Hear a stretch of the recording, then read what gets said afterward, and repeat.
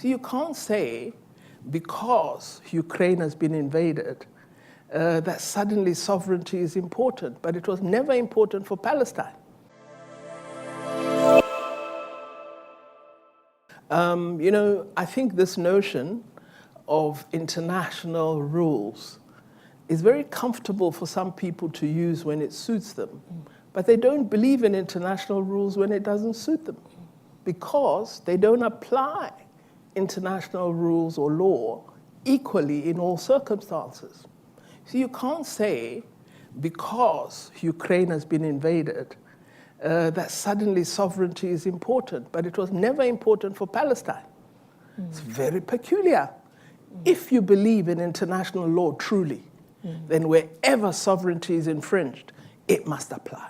And this is the point we've been making, that we use the framework of international law unequally, depending on who is affected. And we are arguing that that must change. And one of the interesting changes that has occurred is the sudden movement, because Russia has invaded Ukraine, that we say, okay, let's not allow the Security Council to just have the veto and let it pass. We take it to the General Assembly. When some of us had been calling for the General Assembly to have a greater say, we never enjoyed support. But suddenly today, see, that's where international law begins to mean nothing. Because for some, we see it as a cheating, and for others, we see it as a benefit. So our argument is, let's revise the international multilateral system to ensure that we observe that post-1948 has arrived. What is the revision that you're looking for? Well, it should be more representative, more democratic. If we retain the Security Council, regions that are not represented there must have a space.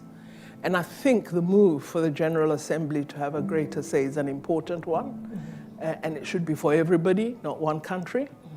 So already the signs are there. Let's really ensure that we make these changes, which several countries have been calling for many, many years. We're now 54 independent African countries that are members of the African Union. We have 3 rotating non-permanent members that are elected every few years to the Security Council. I mean, what is that?